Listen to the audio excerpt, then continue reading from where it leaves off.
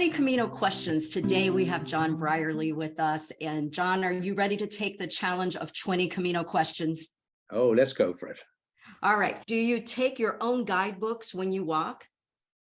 Well, yes, because I'm updating them. So I need to have them there to find out what needs updating. So you always walk with one of your guidebooks. Do you actually tear out the pages to keep No, the book lighter? No, because I put notes on them, so I need them when I get home. Okay. I think everyone's wondering, have you ever gotten lost on the Camino routes? Oh, I love getting lost. Getting lost is part of the journey. And I'm always going off route to try and find alternative paths to take me away from asphalt or whatnot. So I am lost a lot of the time. Until Really? Yes, absolutely. Please experience being lost. And what are 3 quick tips you would say to someone how to get the most out of your guidebook? What should they do? Well, prepare for the day ahead before you head out the door. But most importantly, prepare for the inner journey that, go back to your that questionnaire, why am I walking the route? And remind yourself of why you are there as a pilgrim, what you're trying to achieve, the questions you're trying to answer. And make sure that you've got your hat and your poncho ready in case of a sudden shower.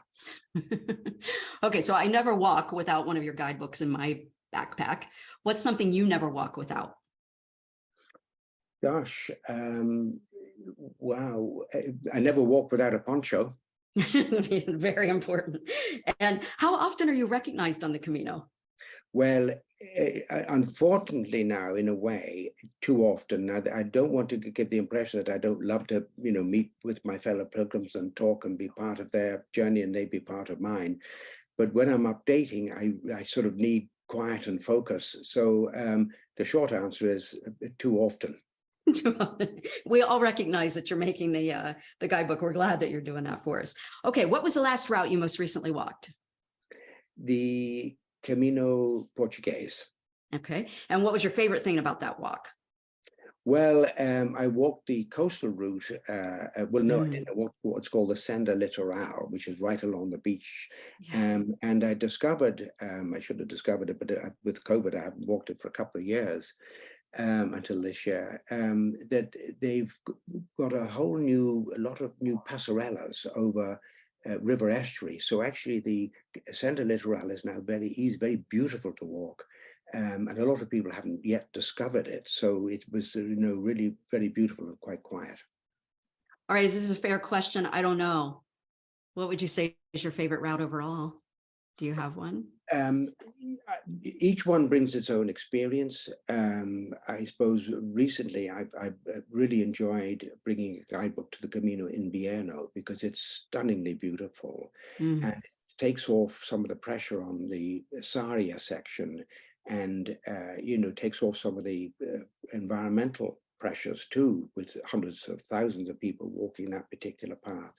And it shares a sort of the economic benefits, again, in a very sort of remote, quite poor part of Spain, along the river Sil, spelled S-I-L, and that is staggeringly beautiful and quiet. And it's just stunning from the every aspect of it. It's a very, very beautiful route. And I really encourage people, if they're sort of walking into Santiago or if they've been on the Camino Frances before, to consider in arriving in Pamplona, in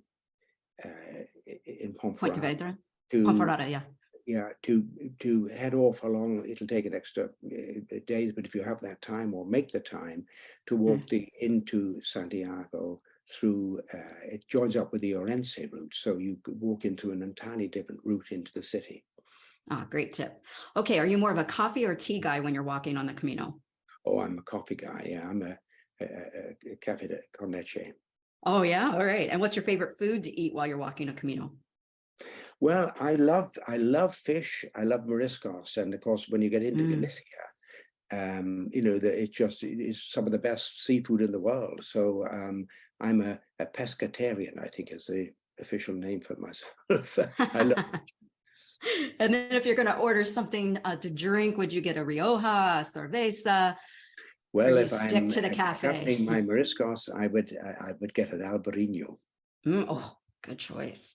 And what's your favorite thing to do in Santiago when you arrive? Well, it's probably funny enough to find a quiet space in the Alameda in the beautiful gardens. I love, arriving into the busyness and then just sort of, going back into nature in the city. I love the Alameda. It's very beautiful up there. It is the gem of the city. Oh, I love it. Yeah. And okay, so is there a favorite town or village along one of the Caminos where you feel like people just keep overlooking it? Like they shouldn't be missing this. They're not getting how beautiful this place is. Well, I would say that of virtually every little town along the Camino Invierno, Yeah. you know, because it's so, the towns are so unspoiled, and yet they've all got this sort of lovely sense of, history, and that hasn't been destroyed and that sort of thing. So, but of course, not a lot of people are walking along that. But Las Medelas too, the little golden Roman gold mines. That's a beautiful little town up there. On the main Caminos, no, I think some of the little villages in between the main stopping points can be very beautiful. And I wouldn't pick out one in particular. Okay. All right. Are you an early riser? You just have a little coffee before you start walking, and then you skip breakfast and then have a second breakfast kind of pilgrim, or do you have a big breakfast before you even step out? Well, I'm an early morning riser. I love the early morning. I mean, I don't mean going out into the dark, but I love going out with the sunrise. I'm an early riser. In the early days, they don't understand breakfast in Spain, and certainly not for somebody who grew up in Ireland. So, the idea of having breakfast before you go is sort of pretty limited. Although latterly, I can, if I'm staying in a hotel or a hostel, they'll sometimes have a buffet breakfast that opens early, and then that's a delight because, of course, a buffet you can have what you want. Yeah, exactly. But I'm basically head off, rather grumpily without anything because there's nothing available until I hit, the nearest coffee shop that's a lovely smell coming out, where it usually, you can sometimes get a sort of a baguette with an omelette, or maybe sometimes a piece of bacon in it. So that's usually a second breakfast because the first one doesn't happen. Exactly. Okay. Do you carry poles? Do you carry one pole, two poles, or do you do a traditional staff or no poles at all? I've learned that the two poles are absolute, walking poles are a gift. They can absorb up to 25% of the pressure through the knees into the feet, Yep. absorbing into the shoulders, and that everybody, in an ideal world, should have them. You've got to understand how they work. A lot of people use them like, a little stick, and they tap the ground in front. But, leaning into, if I get blisters, it would be across the back of the palms of my hand, where I've been sort of leaning into the poles, not gripping them, but, on the strap. And yes, and the older we get, of course, the more important they become. But here's a tip. Don't, because you are young, not use them because you feel that, that they're not right. I have a lovely story, but it's too long to tell, about some walking I did in India. And a young man who was leading us came to walk the poles and got me into them. He said, look, if you take these poles and walk with them, in your early walking days, he said, you'll get potentially an extra 10 years walking at the end. Because extra 10 years. Your body hasn't suffered. Your knees are still working, your hips are still working. So you get a lot of extra walking for your physical body if you use them. Yes. Did everybody hear that? Use your poles.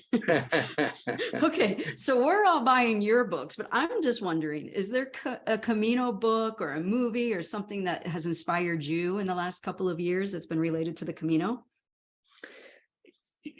Not really to this extent. I love to, I'm emptying out. I'm at a stage in my life where I really am into, I love this idea of the grove of elders, coming into a stage of my life where I have everything that I've needed for myself to bring me to where I am, to experience life. And now I'm coming into that sense of where whatever I have, I'm here for the, if you like, in service to humanity or to the pilgrim or to the pilgrim routes. I don't need anything. In fact, I love not to have anything. I love the empty space. I'm trying to empty out at this point in my life. Got it. All right. What's your favorite season to walk? Winter, spring, summer, or fall? Oh, I'm an autumn man. I mean, I'd love to say that, all the seasons are different and they're all beautiful, and of course they all are. But to me, the autumn, oh my heavens, the harvests, the grapes, the dancing, the festivities, the festivals, the heat, the warmth, the heat's gone out, but the cold hasn't come in. I'm an autumn man. Me too. All right. So think back. If you could go back and tell yourself just one thing before walking that very first Camino 25 years ago, what would you tell yourself?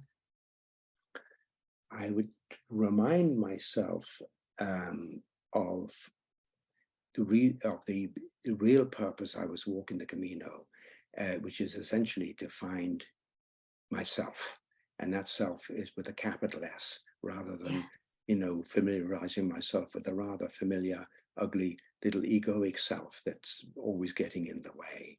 I'm here to discover a self-discovery, to discover a self that I never really knew was there, a wiser, higher, more beautiful part of myself that's connected with the divine. And if you could say 3 words or phrases that you think defines what it means to be a pilgrim, what would you say? I'd say keep an open heart, keep an open mind, and be kind. And if you write your Camino memoir, what will the title be? Last question. It's the subtitle is Bringing the Camino Home. Bringing the Camino home. I love it. Thank you, John Brierley. You did it. You met the challenge. Folks, come back to our next Camino questions.